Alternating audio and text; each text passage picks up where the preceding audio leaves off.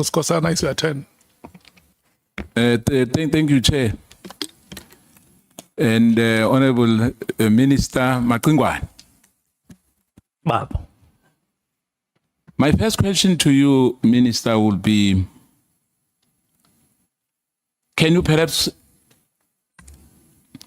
comment on the professionalism of Major General Van Rooyen, who holds a LLD degree? He's a LLD graduate, who's on record that you acted ultra virus. Well, the comment is contained in my submission that I didn't. And in fact, I acted within the Constitution and within the legislative framework in terms of powers of the minister. So you disagree with her? I disagree with her upfront. Thank you. Do you know and understand your job as a cabinet member responsible for policing? Yes, I do. Do you know and understand Chapter 11, Section 206 of the Constitution of the Republic? Yes. All in all. Well, I may not claim I don't want to make claims to that effect as you are taking me through. Do you know and understand the South African Police Service Act, Act 68 of 1995 as amended? Yes.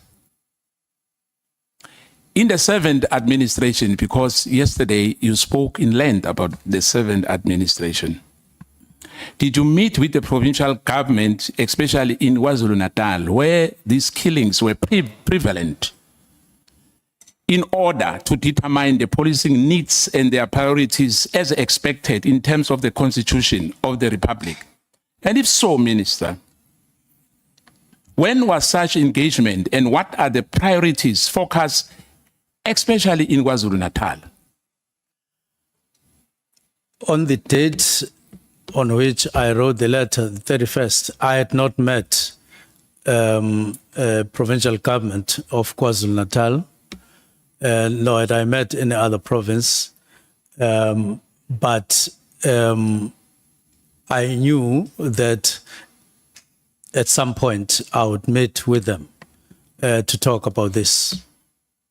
So you never met them? You say I never? Yeah, you never met them. We had not met. But you were able to disband that task team? Yes, I was able to disband the task team because it didn't necessarily, because that's the impression that I want to remove, that it meant stopping policing in KZN. This was a team belonging to, at a national level, operating there. And I would engage with them at a later stage. But I had not met with them when I wrote the letter. But do you understand that by doing so, you have violated the Constitution? By dissolving the team, a team? No, without consulting them? Not necessarily. So you disagree completely as well with that? That we are within the framework of the Constitution? Yes. We are within the rights of the Constitution to do that without any consultation? Yes, because it was not alpha and omega decision. Now, Minister, it was the beginning of a process. Yeah, remember, Minister, that the interministerial team did not only compromise of the Minister of Police. There were other ministers involved. Do you agree on that? There were other, you mean in the interministerial? Yes. Yes. Now, you never consulted them when you wrote that letter? In the IMC, and it was no longer there when I came in the 7th administration. Now, in other words, because they were not there when you came in, the question now, which would be very interesting to understand, Does the Republic of South Africa have a national policing policy as envisaged in Section 2061 of the Constitution of the Republic? And if so, was this development under this GNU government, or was it developed by the previous government? Remember when we spoke about the 7th administration? Was this the GNU, or was it the previous one, the 6th administration? That did what? Let me ask you again. I'm saying to you, the Republic of South Africa have a national policing policy as envisaged in Section 2061 of the Constitution of the Republic. You know that we agree on that. I hear you talking about the policing policy and at the same time the Constitution. Yes. Policing policy is the one that we developed after I got appointed and finalized. Let me make things Based simple for you. Based on the powers of the minister as indicated in the Constitution. Yes. Policing policy is the one that we developed after I got appointed and finalized. Let me make things Based simple for you. Based on the powers of the minister as indicated in the Constitution. Jama-ke akhe ngibeke ngesintu. Ake ngithi kuwe ipolicy esikhuluma ngayo le yenziwa umbuso loya we-6th administration noma yenziwe umbuso lo we-GNU na iplan le. Oh, you mean the policing policy, the new one that we have adopted? Is that your question? Exactly my question. We engaged on that, the policing policy, after we got appointed, up to adoption, up to finalization. Minister, since you arrived at the office as a Minister of Police, did you receive any handover briefing or a report from General Cele? Yes, I did. If so, can we get a copy of that? Pardon? Can we get a copy of that? Yes, you can get a copy thereof. What is your understanding of the role of the Minister of Police as per Section 206 of the Constitution? Why I'm asking this again to you, Minister? Does this role include getting involved in development of organizational structures and the establishment of units and teams within SAPS? Because yesterday you spoke about a lot of, the issue of the organogram. Are you allowed to do that, Minister? Yes, that is part of the policing policy. That is part of the directives. That's part. Let me just say that's part of the exercise of the powers of the minister in terms of the Constitution. So the National Commission has nothing to do with that. It's your prerogative. No, he does in terms of the Constitution. It's clearly indicated. Does this information note, Minister, which makes recommendations about the review of detective services, constitute a work study document as per organizational development standard? Can you come again with the question? Remember, I said you were very passionate about the organogram. Yes. Now my question, here's my question. Does this informative note, which makes recommendations about the review of detective service, constitute a work study document as per organizational development standard? Well, the information note would point to that work study that I spoke about of 2019 and the document of implementation in 2024. So that is what the information note would point to, pointing to the work study, not the note itself, but the work study itself. If I may ask you, Minister, will the head of the organizational development, Major General Nzima, confirm what we are telling us yet? Yes, he would confirm because he signed in some of these documents as processes were initiated and finalized. When you say some you might not have signed them. Well, I wouldn't know any other, but those that concerned the organizational structure, the development of the work study up to signing, he was and going on to implementation stage, he was involved as per signatures that are on documents. In your submission, Minister, you spoke about a Kivis Kroon. Am I right? Yes. Can you confirm who convened that meeting on the 24th of November 2024 at Kivis Kroon? And my question is, what was the agenda of that meeting? Meeting was convened by myself and the president, were the deputy ministers, national commissioner, deputy commissioner, deputy national commissioners, and provincial commissioners. I don't have the agenda of hand here, but the purpose for that meeting, among other things, was to discuss issues that I felt were of deep concern to me, namely murder rate, to proliferation of firearms, and then the drugs all over the country, and concerns around GPV and NF. And those are the matters that are outlined to leadership of police on that day. So that was the agenda? I suppose, even though I don't have the copy with me, but I think we also included a presentation by Advocate Piccoli, but I don't have the agenda. Now, but we can get the minutes of that meeting. Pardon? We can get the minutes of that meeting. Yes. Because remember... And the agenda.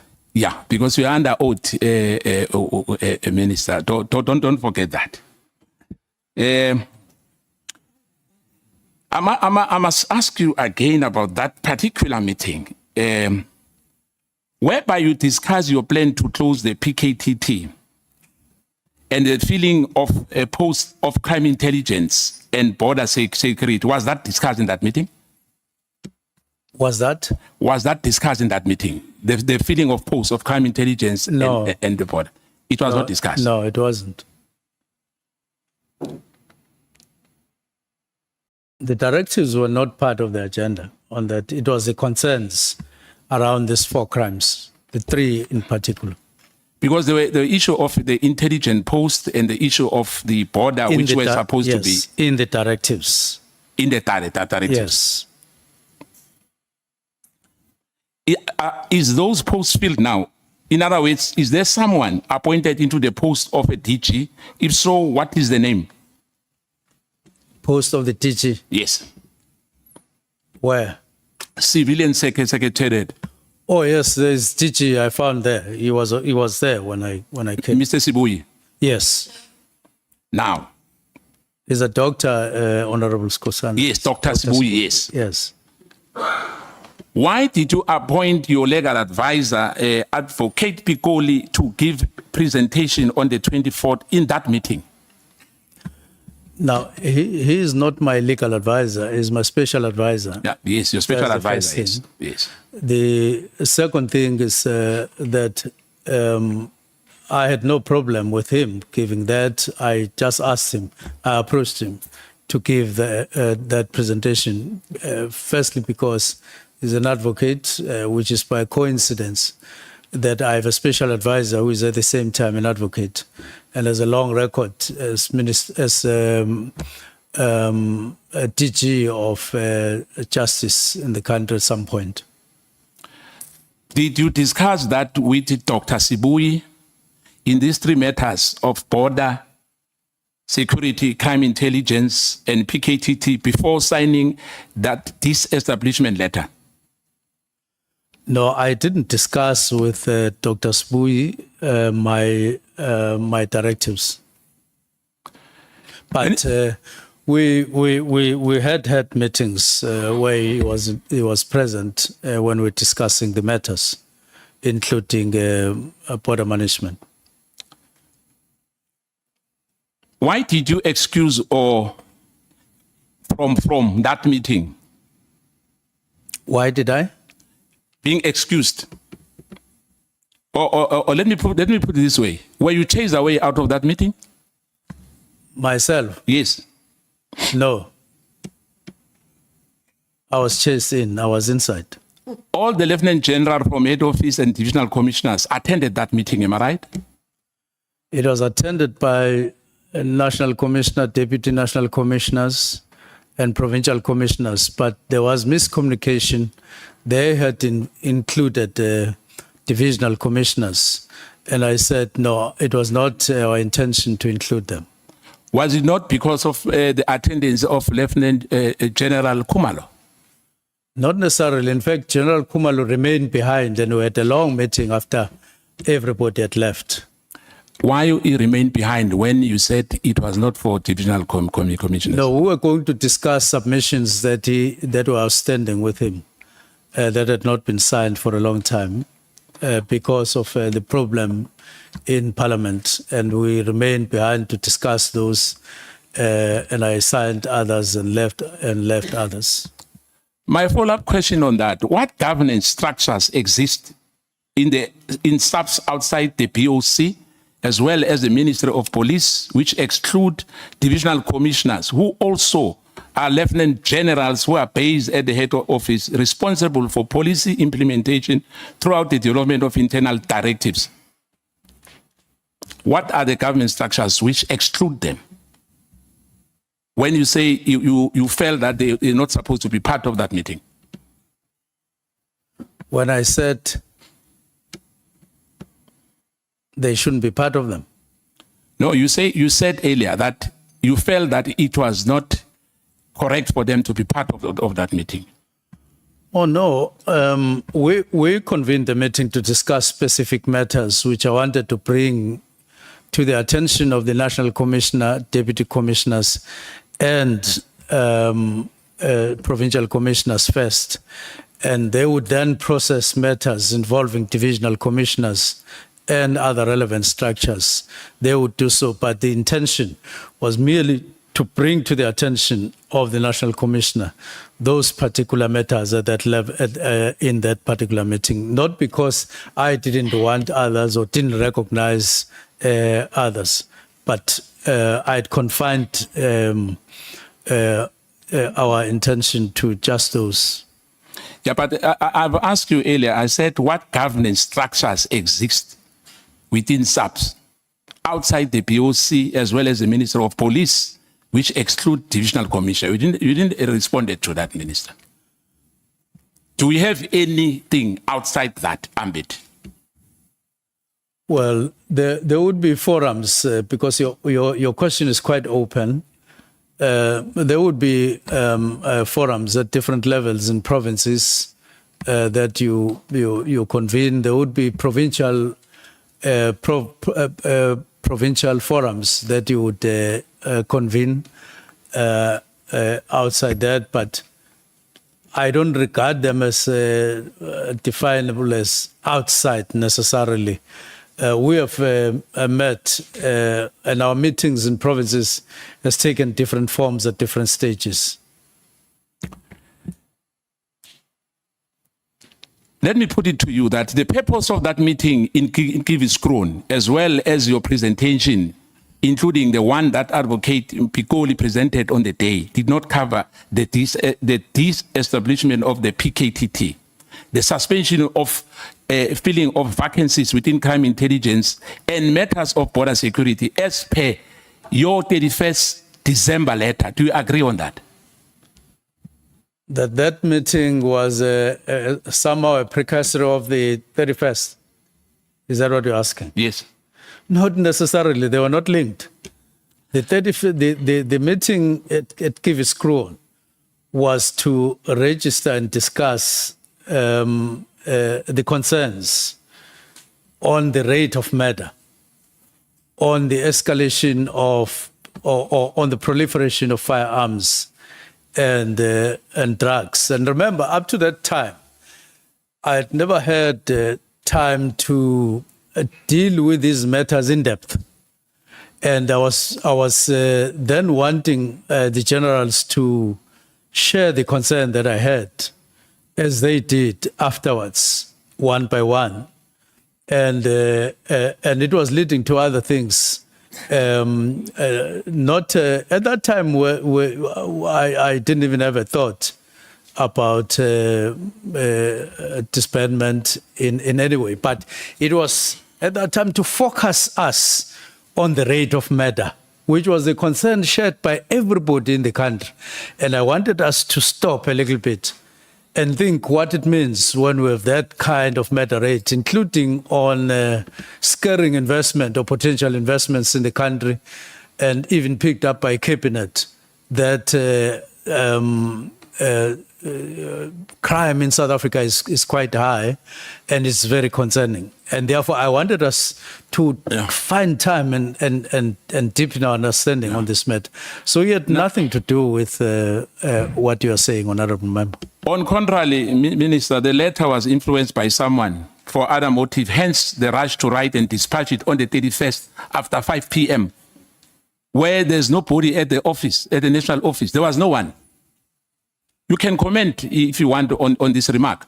But to me, it means one day the minister can wake up and write a letter and disband anything he wants and say he's acting within his right.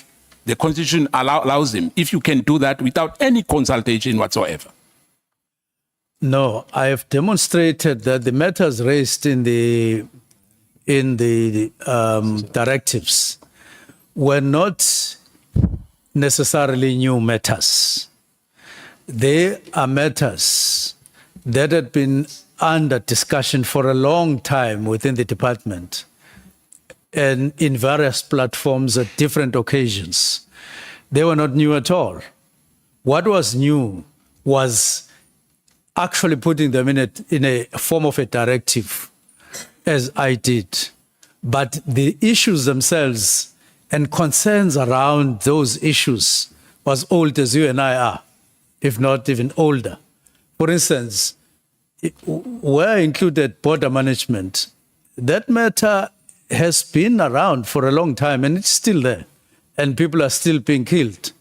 You know that even recently, no less than, I would say, 5 people in a week got murdered around Mkhwanazi and so on.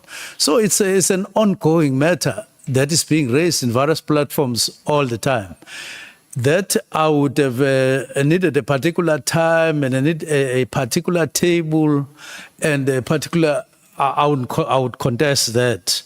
But I would also contest that I simply woke up and started writing.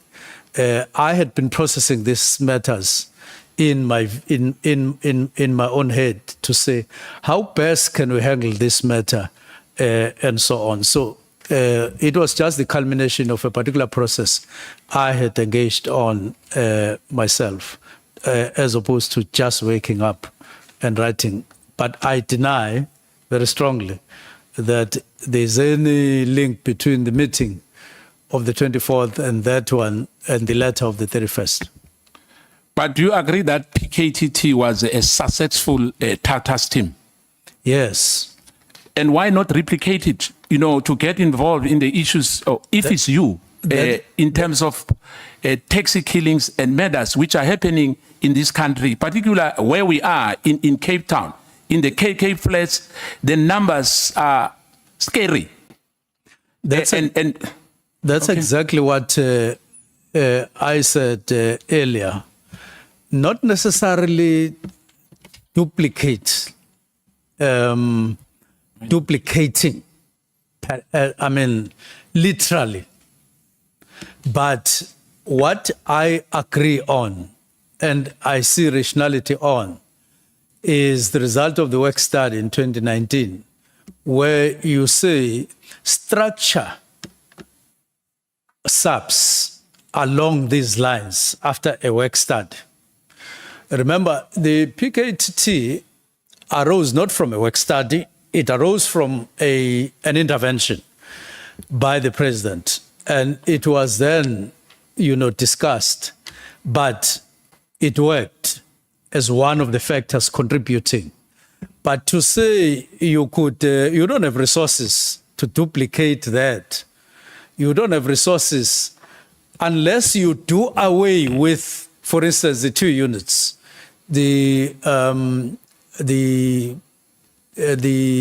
organized crime unit. You do away with the other unit that is violent crimes, the unit on violent crimes. You will need to do away with that.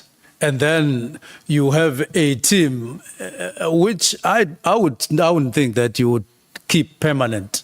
So you rather look at the model and you duplicate the model, not the actual structure, because the structures are there. And you need to look at sustainability. Yes, Minister. You look at budgets and so on. Yeah, let me ask for us to move because of time. I will have added on that to say you can as well reduce the issue of VIP protection. I would have said that if I was a minister, to say I will have reduced and get a little bit of money from the VIP protection. But that's a debate for another Why day. not? You together with me are members of the portfolio committee, and we can talk about that and see if it's feasibility. Yeah, it's possible, Minister. But let's continue, Minister. The issue of, when I said to you, Section 11 and Section 12 of SAPS Act 68 of 1995. This above section gives powers to both the National Commissioner and Provisional Commissioners, including to organize or reorganize the service at national level into various components and units or groups. Do you agree on that? Not you.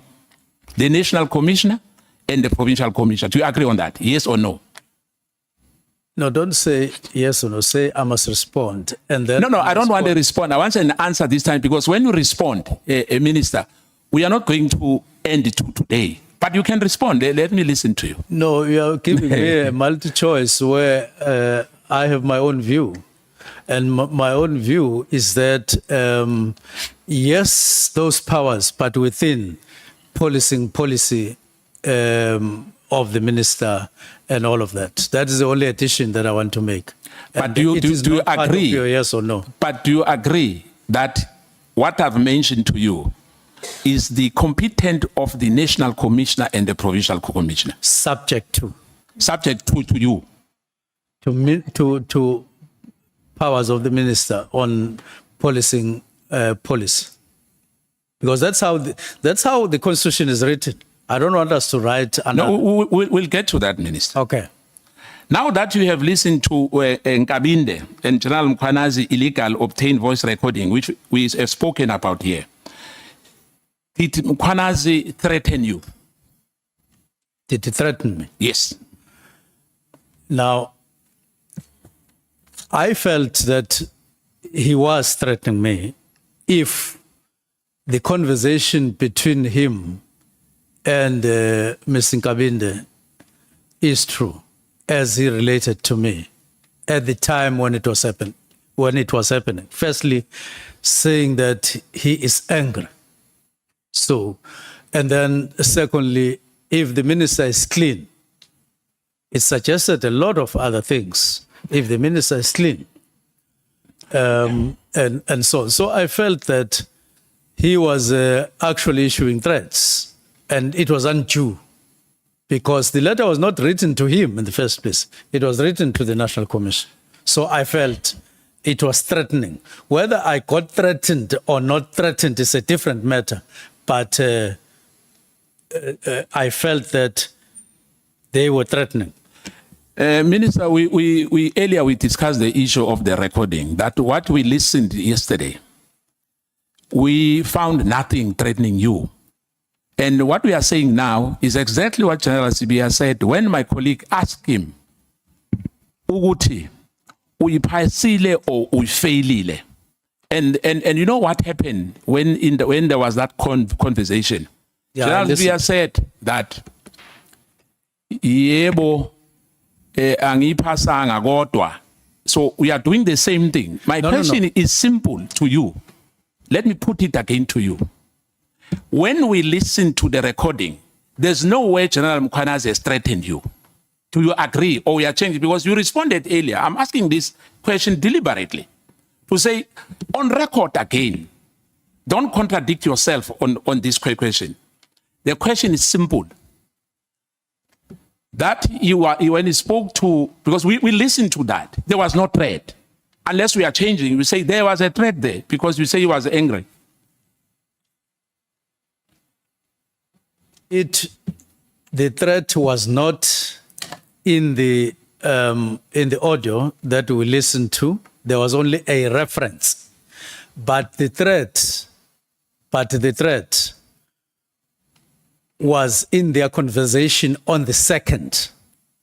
That's where the threat was. And I thought it had been recorded. And I found that it was not part of what was recorded because it happened before the recording. No, but Minister, it was not in this record. No, but Minister, you're misleading us again. You know, same as the issue where the bodyguard was shot, then you said the other guy. I'm talking about your submission. It's not us who brought in this document. Now we are saying there's another a recording perhaps somewhere, but we don't have your submission. You don't have that. So for me, it's speculative. You know, for me, it doesn't hold water where we are because we don't have that. But for the sake of progress, let's come to the issue of crime intelligence and the Inspector General of Intelligence. Let's not debate that matter. We have ruled on it. Thank you, Chair. At least you must help the minister there because really, yeah. But let's come to crime intelligence and the Inspector General of Intelligence investigating Directorate Against Corruption and Independent Police Investigating Directorate. Do you know and understand the role of crime intelligence in terms of profiling people?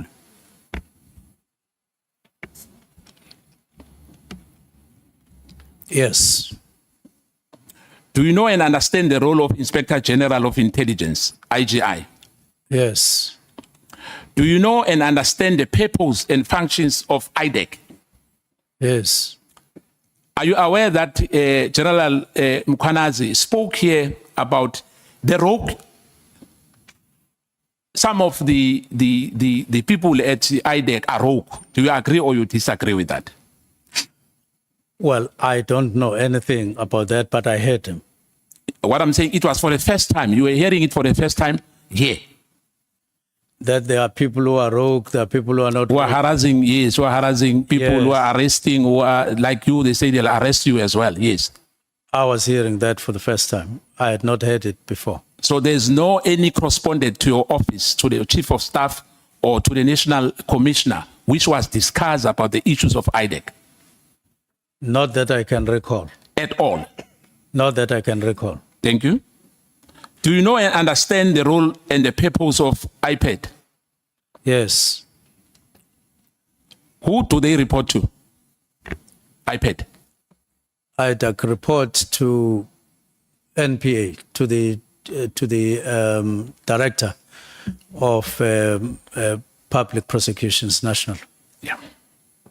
If so, why didn't you refer Patricia Mashale matter to crime intelligence instead of IGI? The Patricia matter, which he wrote a letter. We have your submission here. Yes. On various occasions, when Patricia would write whatever she writes on whatever platform, she included intelligence most of the time. This about intelligence, that about intelligence. And I thought it fit that I should ask the person who is Inspector General on Intelligence to look into the matter. But earlier, Minister, you said when I asked you that, do you understand the role of crime intelligence? You said yes. And I asked you about the role of the Inspector General. You say yes. Yes. But you took the matter of Patricia Dilil to a wrong agent. Not Patricia Dilil, Honorable I mean, Patricia Mashale. you please correct it. Not really. And apologize to... Not really, Honorable Honorable Member. Skhosana, may you please apologize to... Yeah, no, I apologize for mentioning Patricia Dilil. Is Patricia Mashale? No, not really, Honorable Member. On a serious note, Skhosana, I saw nothing wrong in saying to the Inspector General of Intelligence, can you look at this person, because she often writes on matters of intelligence.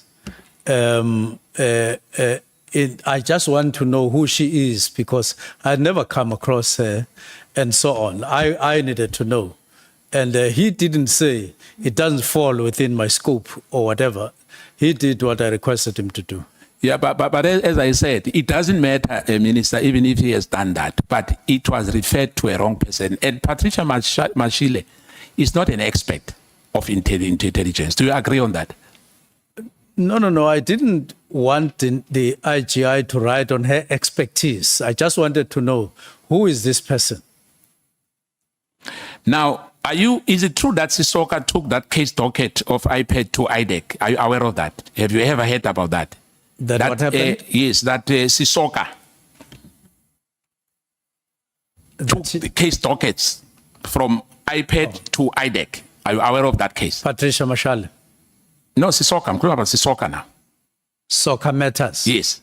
Well, I'm not aware. You're not aware? Yeah, I've never come across anything that I read that pertains to that from her. Let's come to your chief of staff. How long do you know Mr. Nkabinde? I know him from... Just a moment. Are you in the same frequency? No, I am. I'm done. I'm done with that, because if he doesn't answer. You say Skhosana. Yes, I said Skhosana, yes. And then he says soccer matters. No, I didn't say soccer matters. I heard him. Chief of staff, as I ask you about your chief of staff, how long do you know Mr. Nkabinde? I know him from 2017. Is he a member of the African National Congress? Well, I don't know. Are you sure that you don't know about that? I'm sure. I don't know. Just like I'm not sure whether you're a member of MKP yourself. Oh, okay. So I should not be sure that you are a member of the ANC yourself? Yes, because I haven't shown you my card. No, I can show you my card as well. Then I will know. Okay. Yes. Now, is it true that you first met Nkabinde? Because my colleague asked about this thing. And I think it was the issue of Robert McBride. Is it true that the first time you met him, he was accompanied by Robert McBride? Can you confirm that? Yes, I confirm that. I don't know who was accompanying who, but it was two of them that came to my home after I had written a letter to IPIT at National. What was the purpose of the visit? It was to discuss my complaint. At your house? At your house? Yes, at Mbangil.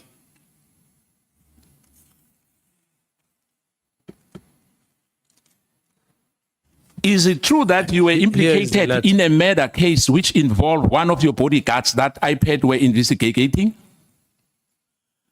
No, IPAD was not investigating that matter. You and I would know that they only deal with complaints on police behavior, so they were not investigating that. I had written this letter complaining to them about an investigation that I had picked up were being conducted by the Hawks on a case that had been dealt with over some time and got closed when the provincial director of public prosecution had applied their mind on. Okay. So then I heard that there's an investigation on the same matter taking a different form, I got worried because it would get you worried the way it was put. And therefore, I wrote this letter to say, let's be transparent. Let them be transparent. If there's anything, let them put it here, not the way it was happening. Then I wrote the letter. Then they came to address the letter. That is how we met. So was that appropriate for them to come to your house, Robert McBride and him? Was that appropriate to discuss that matter with you at your house? Well, in what context are you saying? Was it appropriate? No. I can't answer for you, Minister. I'm just asking, was it appropriate for you to have that matter discussed with you at your house if you were concerned? Because we have institution when we are not happy, like every citizen, because we are all equal before the law. That if there's a matter that I can really do like what you did. I wrote this letter. They responded and they said, we will meet at your house on such and such a day, such a time. Okay. And it happened. Is it a common practice, Minister, or the job description of the Chief of Staff to get involved in making inputs on departmental matters? Chair. Now, Sorry. I think he's asking a very important question, which I will want to just get a clarity of the minister. Is it a practice that when people have returned to IPIT take us and goes to people's houses that have complained to the IPIT? Is that a practice? I'm hearing you say they said they are coming to your house and all of that. In line with what he said, we're all equal before the law. Is it a practice that when you complain to IPIT, they drive to your house to come and ask you about your complaint, or they invite you to the offices to come and take the matters forward, as it were, Minister? I would say as a response, they are the ones who are best placed to answer that question, because I might respond in a particular way and be wrong and say it is not their practice, only to find that they have examples where they would have done that. Or I would say it's not the practice, it was only an exception with me. And they would say, no, but we have done the same. So I would want to play it safe and say we rather direct the question to them in terms of their own practice. So it's correct to say the Minister of Police doesn't know how IPIT operates? On this particular issue, I haven't looked at their matter, but not to say the minister doesn't know how IPIT operates. Minister, you're sitting there. People want to know. We're talking to a minister. Part of your responsibility when you're sitting there is to educate society. We're asking about the practice of IPIT. Take the opportunity as a minister of police to educate people about how IPIT operate. You can't say it becomes subjective all of a sudden because somehow you're involved. I'm asking about general practice so we can be able to distinguish between what happened to you and what happens to the rest of us. Now, I am saying in response, the best people to answer that question is them. Now, this particular specific matter, because I haven't checked it with them. Thank you so much. We can allocate extra time later if you still want to pursue the matter.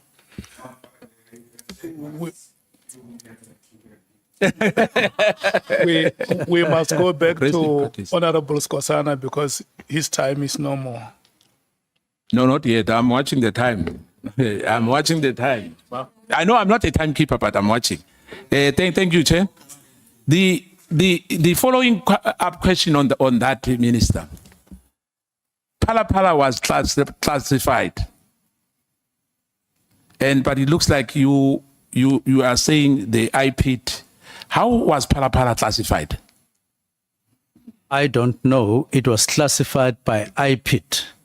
The only time I got to know that it was classified was when one of the members of parliament asked me a question, whether it is classified. I can't remember the actual question. And then I went to IPIT to say, can you brief me about this matter, advise me about the response here? And they said, no, Minister. This was classified by us for the following reasons. They outlined the reasons. And then I answered accordingly.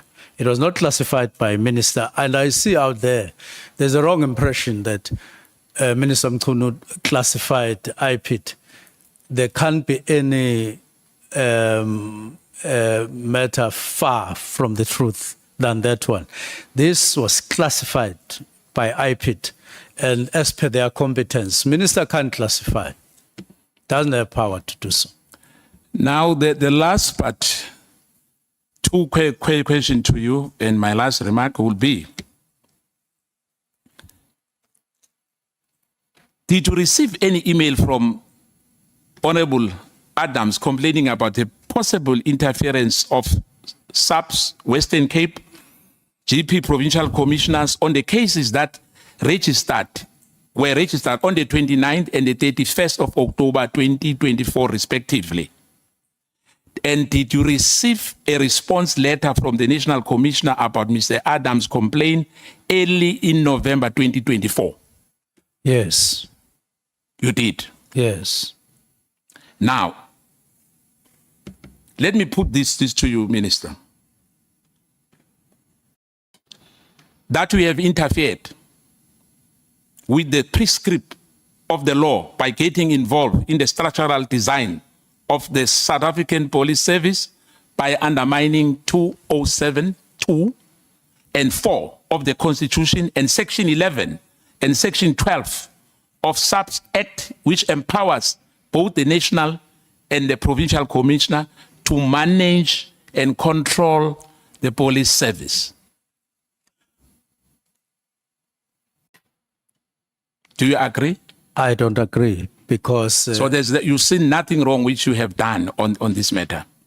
Provided we are one in what you understand me to have done, and I need to explain it. We received, not even myself personally, but it was received by my office through Chief of Staff. And I then said, well, if it's like that, send, which we normally do, send that letter to National Commissioner. And he sent the letter to the National Commissioner who responded. But then there was another letter which was expressing his frustration, if I could call it that, about some matters he had complained about, and wanting somebody else to look at his matters. And that letter was sent to IDAC. That's the only thing that happened. My last one, Chair, is that what you told us earlier. You said that Mkhwanazi WhatsApp request is not part of the SAPS governance structure.